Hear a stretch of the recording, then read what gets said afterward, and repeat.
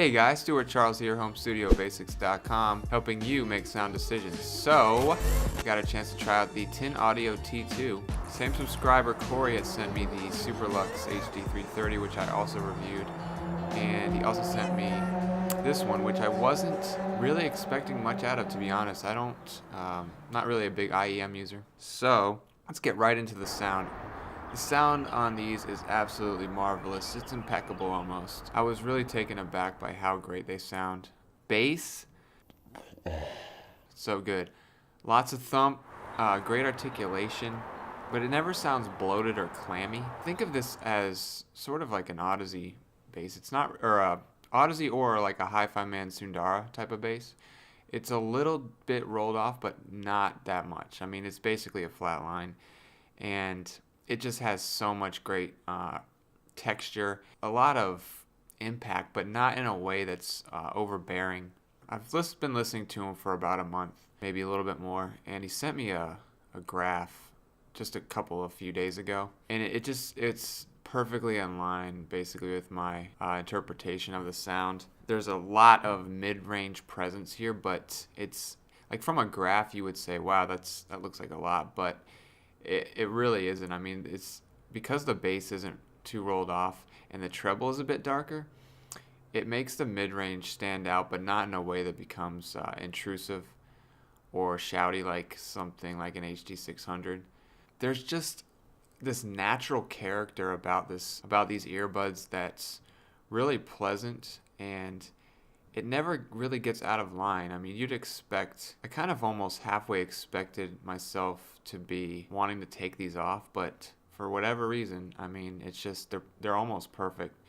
There is some slight fuzz in the treble, but it's really nitpicking. I mean, the character of the treble is very, very relaxed, but still has a lot of detail, you know? It's just a fantastic overall listen. This is the type of IEM, it's around $50, but it should be priced a lot more. It reminds me a lot of the Philips SHP 9500. Not that they really sound that alike, but just the fact that when Philips first brought them out, or when I bought them at $54 back in 2017, even then I was like, this is worth more like $200, and I would say that the T2 is kind of similar in that regard. To me, it's worth a lot more than it's priced at, which is, it becomes super easy recommendation and an even easier purchase if you're into IEMs. Yeah, it doesn't get harsh at all if I turn it up. The Q1 doesn't really output a lot of power at all, only about 7 milliwatts into 300 ohm, but still, I find that turning the volume up, you kind of expect it to be harsh, but I never find myself turning the volume down on these, which is incredible considering, again, how cheap they are. Detail retrieval is absolutely spot on. I mean, there's a lush warmth, but also lots of detail and character to the instruments.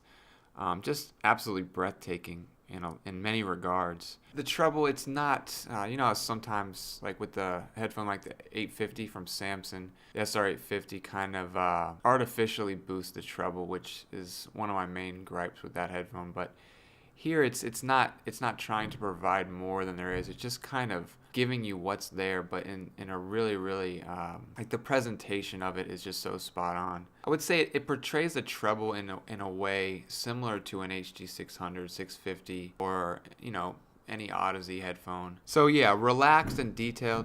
Dude.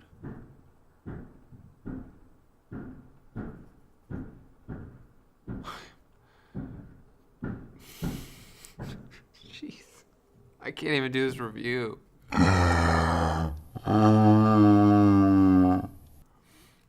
Relaxed, but yet still detailed and very, very revealing. There's so many things I could say about this IEM. It's almost like beating a dead horse. I just want to talk about it for like 2 hours because it's just awesome, but imaging, just sublime. We're going to start to hear sounds in all directions. Even the most minuscule and seemingly arbitrary sounds, utterances, instrument plucks, and breaths are all rendered with great precision. This is something that I was equally as astonished by. Soundstage on these is just remarkable. I wouldn't say it's going to be like super, super wide like an Odyssey. Maybe a little bit. I mean, you're going to get that out of your head feeling on certain occasions, but it's not to be expected 100% of the time. But definitely you will start to get that out of your head sensation on occasion. It will have you turning your head at times, wondering where the sound came from, which is really, really impressive for an earbud. I don't really have as much experience as others. Maybe they could shed some more light, but on John Coltrane's Moment's Notice at around 7:57, there's a loud sound I thought was coming from inside my apartment or outside. I rewound the track a couple times and it was still there. It's the type of sound that kind of startles you, makes your heart drop into your stomach. Yeah, amplification, you're not going to need any. These are 16 ohm impedance and around 104 decibels sensitivity, so very efficient. Still though, I when I plugged them into the Q1, found myself turning up the volume quite a bit, even with the gain switch on. It's a really good amp, but it's not something I'd recommend for people who plan to upgrade headphones in the future. If you're just sort of a casual listener and you have more lower impedance models and you just want something for on the go, definitely a great solution, but for audiophiles, I don't know if I'd even recommend it. Off topic. For starting out, if you're not an audiophile, I would just go for like an E10K for your desktop or a Q1, or if you want to get a little bit more daring, you could try the AudioQuest Dragonfly, which is about the most convenient piece of gear ever assembled. Genre pairing, pretty much anything from jazz, rock, hip-hop, indie, and pop. I listen to all those. The way they render instruments is just really, really good. There's a lush warmth. It never seems forced or unnatural, which is one of the things I appreciated most about these. And again, I mean, $50 freaking dollars. How could you say no?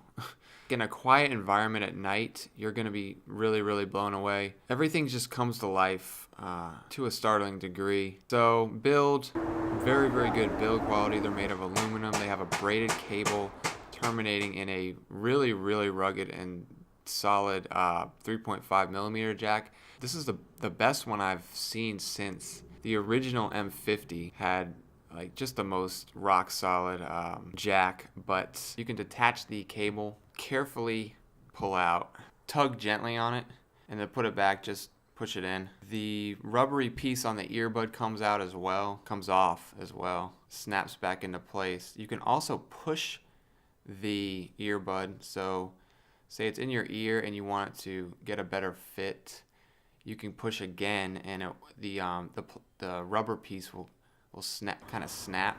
Comfort is a bit of a mixed bag. They leave me with this weird burning sensation, and it's not a deal breaker, but I find myself wanting to take them out maybe around 45 minutes to an hour or adjust them. It's not the best comfort in the world, but your mileage may vary. I mean, they may be really comfortable for you. Some days they're just not very comfortable, and then other days I have no issues at all, so I'm not really sure what that's all about. But final grade A, I'll leave a link down below. I go into much more detail. I was a bit overwhelmed in even doing this review because there's so many good things to say about these. The comfort factor holds it back somewhat, the slight fuzz in the treble, but even with that said, I don't think either issue is enough to drop it down to an A-, so I'm going to give these an A. Hope you guys enjoyed this review. Don't forget to like, comment, subscribe to my growing channel. Let me know what I can do to improve, and with that, Check 1, I 2. hope you enjoyed this review too. It was brought to you by Stu, who, me, the lyrical G, empirical dreams slide through like dream.